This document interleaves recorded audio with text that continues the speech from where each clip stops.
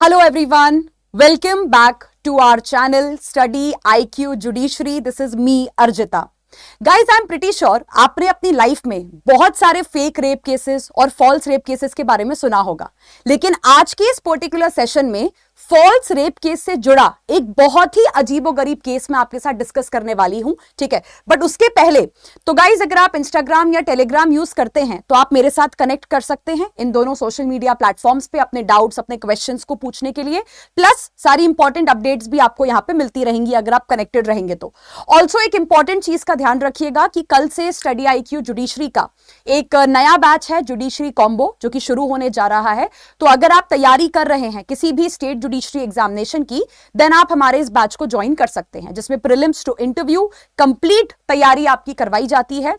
और ये batch English और हिंदी मीडियम दोनों एस्पिरेंट्स के लिए है। बैच की फीस है 29,999 और बैच को ज्वाइन करते वक्त आपको सिर्फ मेरा ये डिस्काउंट कोड याद रखना है, विच इज ARJ, यानी कि मेरे नाम के स्टार्टिंग के 3 अक्षर, ठीक है। अब सुनिए केस में होता क्या है। बेसिकली एक आदमी के खिलाफ जो है एक लड़की आके रेप का केस फाइल करके जाती है, ठीक है। लड़की बकायदा प्रॉपर कोर्ट में आती है ना, अपना बयान वगैरह देके जाती है, ठीक है, और अपनी मार्कशीट वगैरह भी देके जाती है, क्योंकि इस केस में ये देखना था कि भाई लड़की 18 साल से कम या 18 साल से ज्यादा की जो है, मतलब एज वगैरह फिगर आउट करनी थी कि भाई रेप के साथ साथ कि पॉक्सो का केस लगेगा कि नहीं लगेगा। तो होता यह है, लड़की कोर्ट में आती है, केस दर्ज करवा के जाती है, बयान देके जाती है, मार्कशीट देके जाती है। उससे यह साबित हो जाता है कि भाई अच्छा लड़की जो है वो 18 साल से कम उम्र की है ना। अब लड़की के बयान पे, लड़की के स्टेटमेंट पे क्या होता है, जो आरोपी है उसके खिलाफ रेप का केस और पॉक्सो का जो केस है वो दर्ज कर दिया जाता है।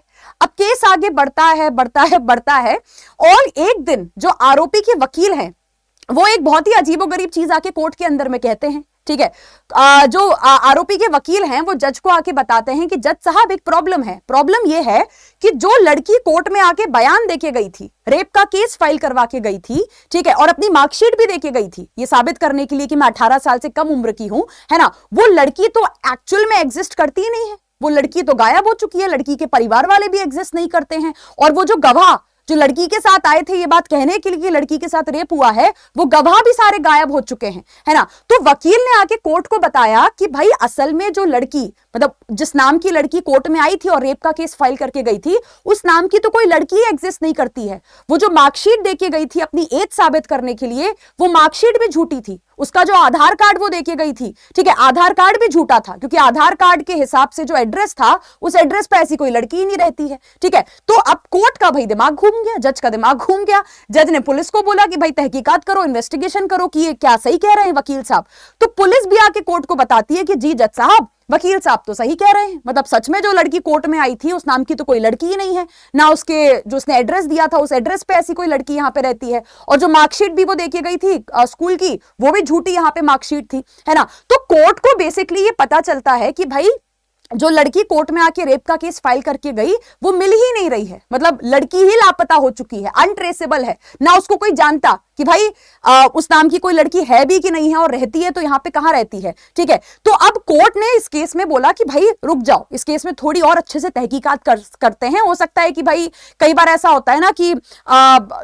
लोग इस तरीके के केसेस वगैरह फाइल करने के बाद कहीं ऐसे छुप जाते हैं, हाइडिंग में चले जाते हैं, कभी कभार समाज में भी उनका बहिष्कार वगैरह कर दिया जाता है। तो कोर्ट ने बोला कि भाई इस मामले में अच्छे से डिटेल में तहकीकात करनी पड़ेगी कि भाई लड़की गायब हुई तो ऐसी कहां गायब हुई, ठीक है, कि मतलब उस नाम की कोई लड़की ही एग्जिस्ट नहीं करती है, उसका परिवार भी ऐसे रातों रात यहां पे गायब हो गया। तो जब एक डिटेल्ड इंक्वायरी हुई तो डिटेल्ड इंक्वायरी में भी यही पता चला कि भाई उस नाम की कोई लड़की नहीं है। वो लड़की जो कोर्ट में आई थी अपने डॉक्यूमेंट्स वगैरह, आधार कार्ड, मार्कशीट वगैरह देके गई थी, है ना, वो मार्कशीट झूठी, वो आधार कार्ड झूठे, उस नाम की कोई लड़की ही एग्जिस्ट नहीं करती, और जो गवाह उस लड़की के साथ आए थे वो भी सारे झूठे, वो भी सारे गायब हो चुके हैं। तो कोर्ट ने बेसिकली, कोर्ट को समझ में आया कि भाई ये तो एक मेजर घपला है यहां पे जो कि चल रहा है। तो कोर्ट ने जो सुपरिटेंडेंट ऑफ पुलिस हैं,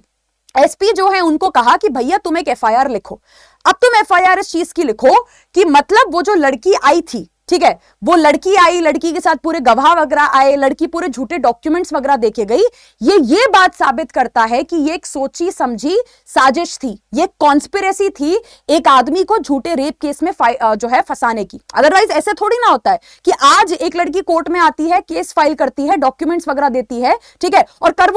वो लड़की एकदम गायब ही हो जाती है, मतलब शी इज कंप्लीटली गॉन। और बाद में तहकीकात में पता चलता है कि उस नाम की कोई लड़की ही नहीं है, मतलब उस नाम से कोई लड़की ही एग्जिस्ट नहीं करती है, उसका एड्रेस झूठा, घर वाले झूठे, सब कुछ यहां पे फेक निकला। तो इलाहाबाद हाईकोर्ट के द्वारा बेसिकली जब ये इलाहाबाद हाईकोर्ट को ये बात समझ में आई तो इन्होंने उत्तर प्रदेश पुलिस को बोला कि भाई केस दर्ज करो, क्योंकि इस तरीके से सारे डॉक्यूमेंट्स झूठे क्रिएट करके, झूठा नाम क्रिएट करके कोर्ट में आके झूठा केस फाइल करवाना, ये सब कुछ एक अपराध है। मतलब ये एक सोची समझी साजिश हमको समझ में आ रही है कि मतलब लड़की बस आई थी क्यों, एक आदमी को झूठे रेप केस में फंसाने के लिए। अदरवाइज कौन सी लड़की ऐसे गायब हो जाती है रेप का केस फाइल करवाने के बाद। तो कोर्ट ने बोला कि भाई इंक्वायरी से जितना हमको समझ में आ रहा है, लड़की का गायब हो जाना, गवाहों का गायब हो जाना, परिवार वालों का गायब हो जाना, ये यही समझ में आता है कि ये कॉन्स्पिरेसी थी, है ना, एक आदमी को झूठे रेप केस में फंसाने की और जो कानूनी प्रोसेस है उसे यहां पे मिसयूज करने की, कि मतलब सब कुछ ही झूठा निकला, सब कुछ ही आपका यहां पे फेक निकला, है ना। तो अभी कोर्ट ने जो है पुलिस को कहा है कि भाई तहकीकात वगैरह करो, पता करो कि एक्चुअल में वो कौन लोग थे, कौन आए थे और कौन ये कॉन्स्पिरेसी यहां पे कर रहा है एक आदमी को फॉल्स रेप के केस में फंसाने की। कि भाई तुमने रातों रात एक झूठी लड़की कोर्ट में भेज दी, उस लड़की के साथ तुमने झूठे डॉक्यूमेंट्स भी भेज दिए, है ना, उस लड़की से तुमने एक झूठा रेप केस भी फाइल करवा दिया, उसके साथ झूठे गवाह भी भेज दिए और रातों रात सभी को गायब कर दिया, सबको जो है वो मिसिंग यहां पे कर दिया। तो कोर्ट ने ये चीज भी कही कि भाई फॉर द टाइम बीइंग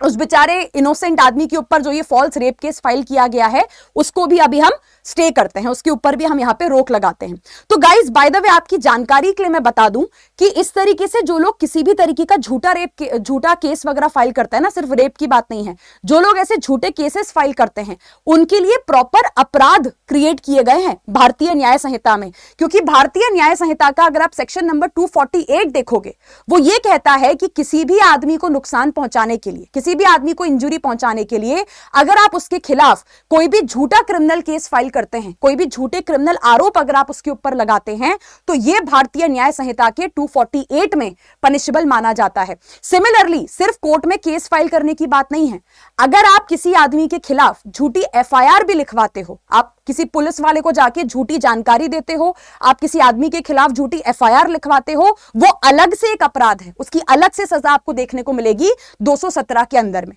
तो ये केस देखिए सबसे ज्यादा शॉकिंग मुझे इसलिए लगा कि लोग किस हद तक जा चुके हैं झूठे केसेस को फाइल करने के लिए, किसी आदमी को झूठे केस में फंसाने के लिए, कि आप रातों रात, है ना, एक आदमी ही एक मतलब झूठी आइडेंटिटी बना देते हो किसी लड़की की, किसी लड़की को एक झूठी आइडेंटिटी देके कोर्ट में तक भेज देते हो, उसके साथ झूठे गवाह भेज देते हो, उसके साथ झूठे डॉक्यूमेंट्स भेज देते हो, और एक बार आदमी फंसा आपके झूठे केस के अंदर में, उसके बाद आप रातों रात सारी चीजें गायब कर देते हो और ये सोचते हो कि भाई लोगों को पता भी नहीं चलेगा। तो आपका इस केस के बारे में क्या सोचना है,